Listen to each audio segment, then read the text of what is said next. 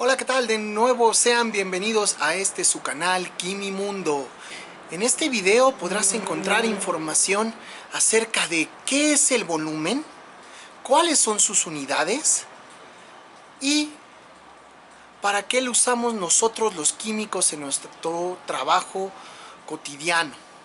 Entonces, de esta manera, sean como siempre bienvenidos a su canal. No olviden darme like y suscribirse. Comenzamos.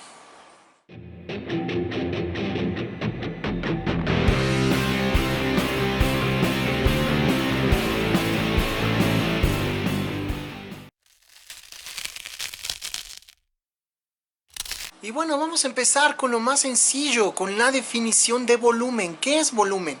Volumen corresponde a el espacio que ocupa un objeto material, ¿no? Es el espacio que ocupa la materia. Podemos tener desde cosas muy pequeñitas, que van a tener un volumen muy pequeño, como una canica, hasta cosas tan grandes como nuestro mismo planeta Tierra. Y bueno, en este sentido, ¿en qué unidades podemos medir el volumen? ¿Sale? De acuerdo al sistema internacional, la unidad para medir el volumen es el metro cúbico. ¿Sale? ¿Y qué es un metro cúbico? Como su nombre lo dice, podemos imaginar que tenemos un cubo cuyas dimensiones son de 1 metro de largo, 1 metro de ancho, 1 metro de alto. Recuerden que el cubo es la figura geométrica cuyos lados son iguales. Entonces, todo lo que cabría dentro de ese volumen se conoce como un metro cúbico. ¿Sale?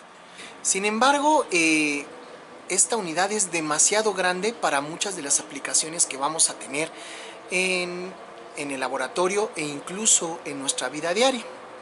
Es por ello que en vez de ocupar los metros cúbicos de manera regular, ocupamos algunos submúltiplos del mismo, como son el decímetro cúbico y el centímetro cúbico. Por definición, un decímetro cúbico equivale a 1 litro, que es una unidad muy común que de seguro tú has visto cuando sales al súper. Has comprado leche, por ejemplo, la leche se vende en litros, los jugos se venden en litros, etc. Pero ¿cuál es la relación que existe entre este litro o decímetro cúbico con el metro cúbico? Resulta que es la milésima parte, ¿sale? Por ejemplo, aquí tenemos un cubo que forma 1 metro cúbico. Dentro de este cubo yo puedo dividir en 10 partes cada uno de los lados, es decir, su alto, su ancho y su largo, y al final voy a llegar a que dentro de este cubo puedo acomodar 1000 cubitos más. Cada uno de esos cubitos va a corresponder a un decímetro cúbico. Entonces el decímetro cúbico es la milésima parte de 1 metro cúbico. Es decir, 1 metro cúbico, para que te des una idea, correspondería a un volumen de 1000 litros. Imagínate vaciar 1000 envases de leche, ¿no? Para que te des una idea, esto correspondería a más o menos el volumen que tiene un tinaco de agua para una casa, ¿no? Entonces es un volumen grandísimo. Es por estas razones que te explico que en vez de usar metros cúbicos con regularidad, porque son volúmenes muy grandes, vamos a ocupar sus submúltiplos, como son el litro, ¿sale? O en ocasiones incluso volúmenes más pequeños, como son los mililitros. Mililitro, ¿qué quiere decir esto? Va a ser la milésima parte de 1 litro. Entonces, en términos de equivalencias con el sistema internacional, vamos a considerar que 1 litro es igual a un decímetro cúbico. Pero en ocasiones nosotros no queremos ocupar litros. Puede ser que a lo mejor a ti te administraron un medicamento inyectado y te piden considerar 5 mililitros. O en alguna receta que pongas 100 mililitros de jugo de tomate, o 100 mililitros de jugo de naranja, etc. Ahí estamos hablando de la milésima parte de 1 litro. En términos del sistema internacional, 1 mililitro va a ser equivalente a 1 centímetro cúbico. Incluso en química todavía podemos ir más allá. Para algunos experimentos podemos ocupar volúmenes tan pequeñitos como microlitros.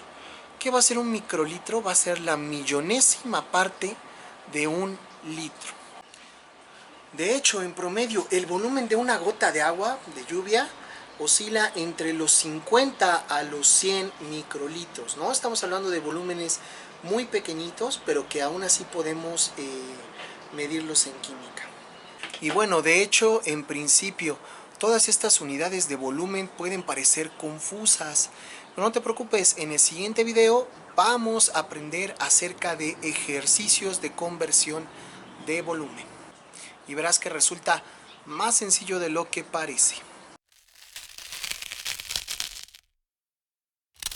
Y bueno, ahora que hablamos acerca de las unidades de volumen, es momento de hablar acerca de cómo lo medimos.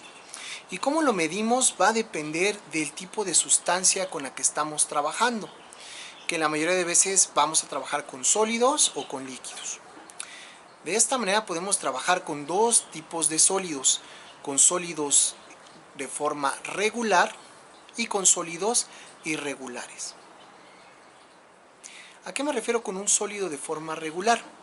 Es un sólido que puede aproximarse a alguna forma geométrica, como puede ser un cubo, una pirámide, una esfera, un cilindro.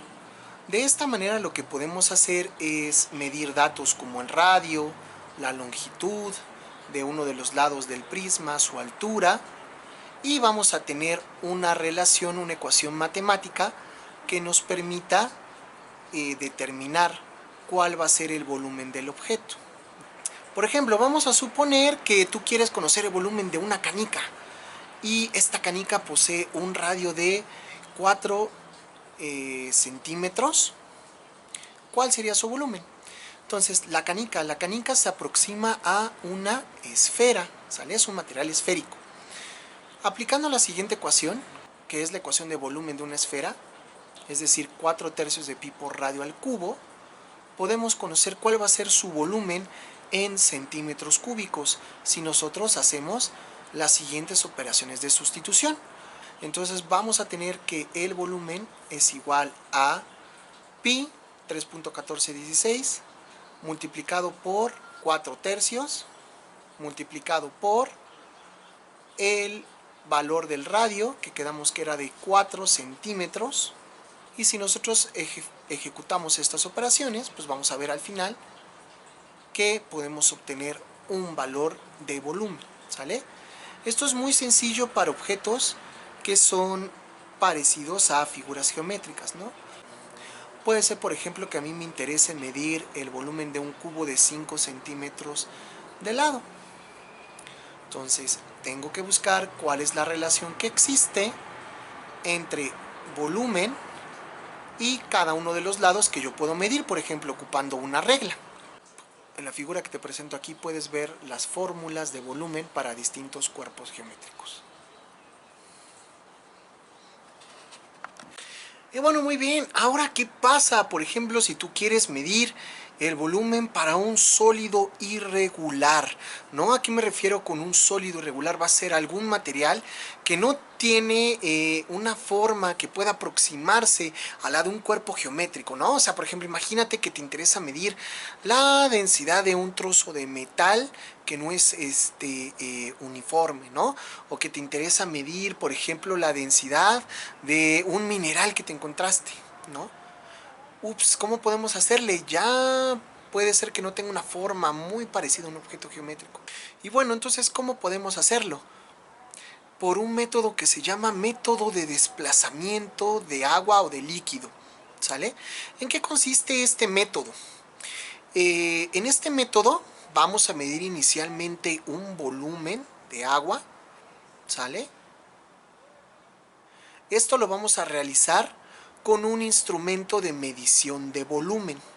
Por ejemplo, podemos tomar una probeta, como la que se muestra aquí, y partir de un volumen inicial de agua. Después vamos a introducir el material cuyo volumen deseamos conocer.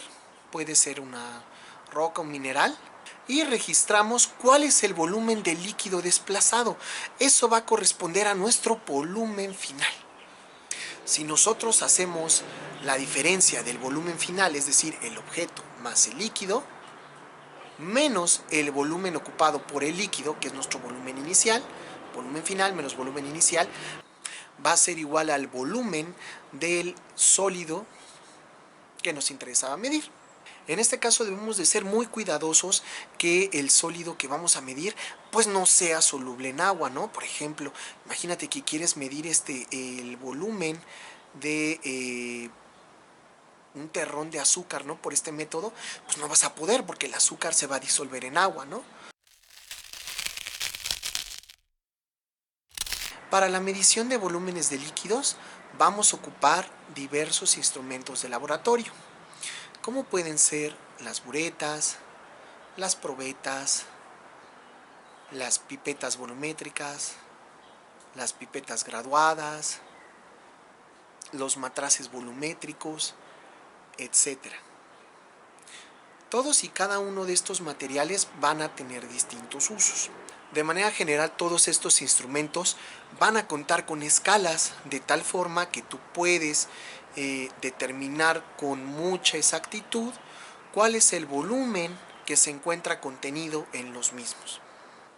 Algo que es muy importante es que no todos los materiales que poseen una graduación de volumen sirven para medirlo.